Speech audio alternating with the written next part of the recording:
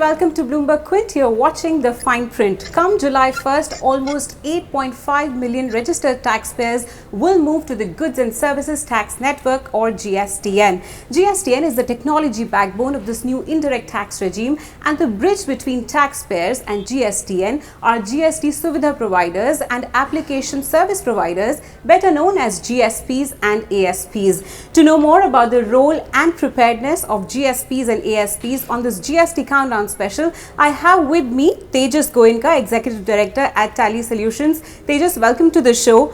Tejas, the GSTN network also has a G2B portal, right? So why should I as a taxpayer come to a GSP or an ASP as opposed to directly going to the G2B portal? Thank you for having me. Thank you. So I think the question is perfect. The GSTN portal does exist. Most taxpayers are used to using state portals or even the central government portals to file their VAT and service tax returns right now. The nature of the return, however, in GST kind of changes a bit. So in GST, the basic concept that has now been introduced by the government is this concept of invoice matching. So what that means is when a supplier and customer do some transaction, the expectation of the government is that to establish the tax liability on either party, one of those parties have to upload this transaction, including the details of what items have been sold and at what rates they've been charged, into the portal itself. Now, if you think about it, any small trader, any manufacturer, transactions then go from tens to hundreds, even 1,000 every month. Some process of being able to upload every single transaction, I think is a little impractical. So what GSTN has done is they've created this API frame. So what it does is it allows you to integrate your accounting or ERP software on which you're doing this invoicing in any case. And using the APIs that GSTN provides, your accounting software can now then help you upload these APIs on a much more regular basis. So instead of creating one entry in your accounting system, going out of it, logging into the portal, re-entering the same data, you can do it in one step. So in order to introduce this idea of invoice matching, that's the reason why I think the GSP ASP model is a very sensible model, and it will be a little more cumbersome to go onto the GSTN website and do it all yourself. Does that make sense? Yes, that makes sense. So at Tally Solutions, you're going to provide both GSP and ASP services.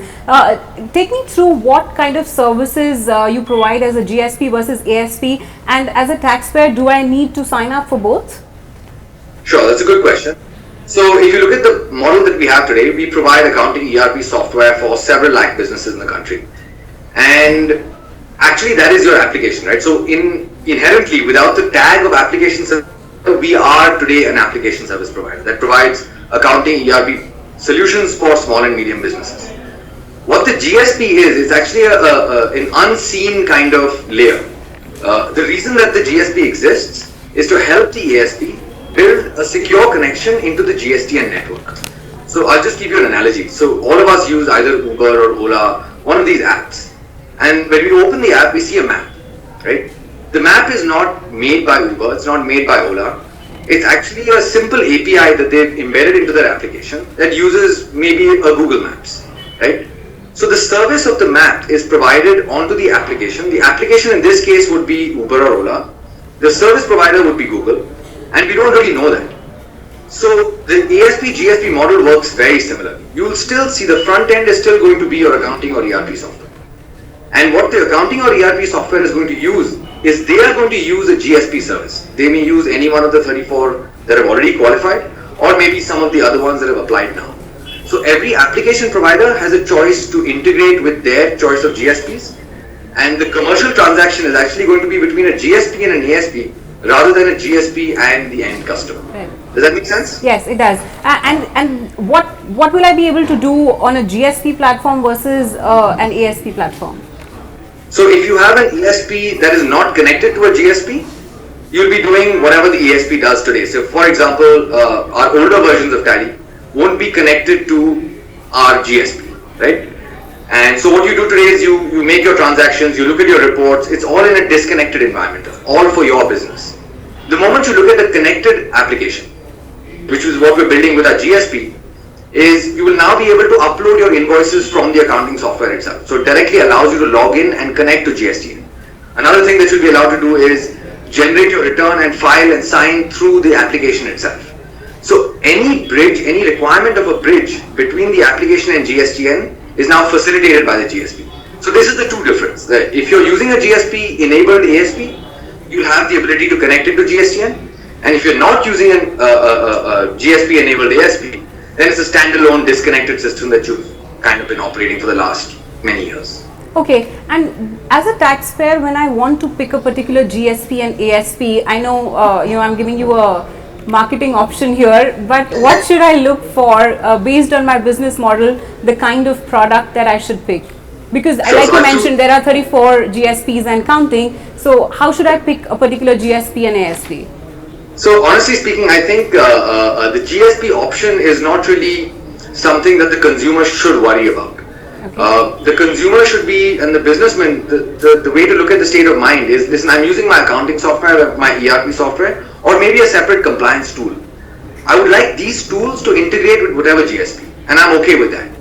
Now when I'm picking these tools, there I look at factors that matter to my business. I look at features, functionality, ease of use, reliability, speed, stuff like that, which I'm regularly kind of evaluating in any case. So the businessman finally I really don't believe that the businessman will be choosing a GSP unless the GSP offers an application on their own. Does that make sense? Yeah, okay. All right. So you also mentioned that, the transaction will be between a businessman and ASP or a GSP. That I'm entrusting you as a taxpayer with a lot of commercially sensitive information. How will these GSP and ASPs take care of the security and privacy of my data? So if you look at the system today, you're trusting your accounting software today to maintain your transaction security. I think the ASP consumer relationship will still remain the same. The trouble comes in when a GSP comes in. But GSTN has taken their steps. You're contractually obliged, and they do their audits, not to be able to look at any of the data or leak any of the data. Basically, make your GSP infrastructure extremely secure. So it's kind of, the government is forcing you to be as secure as you can and as secure as they want you to be. It's also on two sides. One is on the trust the businessman should have with the GSP. The second is the fact that the GSP is connected to the indirect tax system of the country. So you don't want anything messed up. The businessman should be able to trust you, and so should GSTN. Okay, all right. Talk to me a little, Tejas, about the preparedness of GSPs and ASPs so far, and has there any beta test phasing that you guys have done? Sure. So just to give you a little bit of sense on the infrastructure that we've been preparing. So once we qualified as a GSP in November, we've been prepping our infrastructure at the back to be able to handle a certain capacity that we're expecting. But I think that, and we've been in regular touch with GSTN. So every day, every 2 days, every week, we do have some kind of modifications in their APIs, greater stability, stuff like that. They have been beta testing with us. I do think it's a little bit of pressure on their side because, honestly speaking, the council hasn't been able to freeze all the rules. There are still 5 rules pending to be frozen. And only once you freeze the rules can the IT infrastructure be made to adhere to those rules. So they're cutting it very tight if they're thinking about July. And that's my honest view on GSP readiness. On the ASP side is very similar.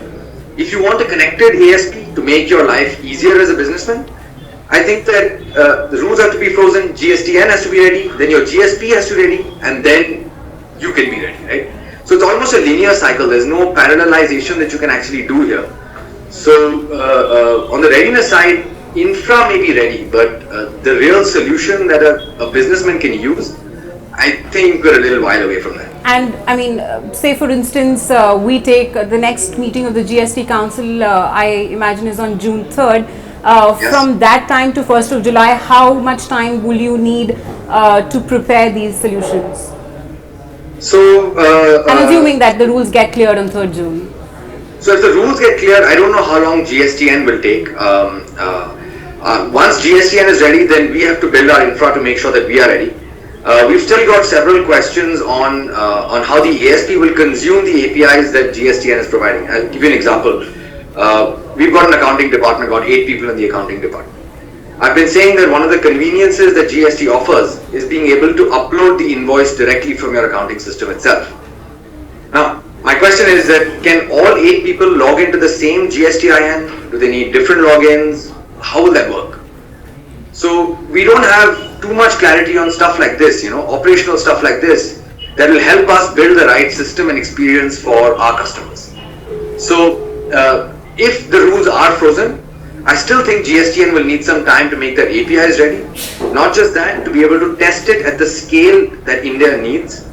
And only then will we be able to see what the ASPs can do. Does that make sense? Yes, yes. So let me jump ahead and also sort of bring in some of the issues that you had mentioned offline to me. One is with regards to the e-way bills and how cumbersome you imagine that they will become. And second is on the input tax credit side. First, let's talk about the e-way bill process. I imagine that e-way bills will sort of give you the journey of a particular set of goods that you are, from the manufacturing state to the consumption state. Why would you imagine that that will become a cumbersome process? So the e-way bill, I'm not sure entirely what the intent of the bill is.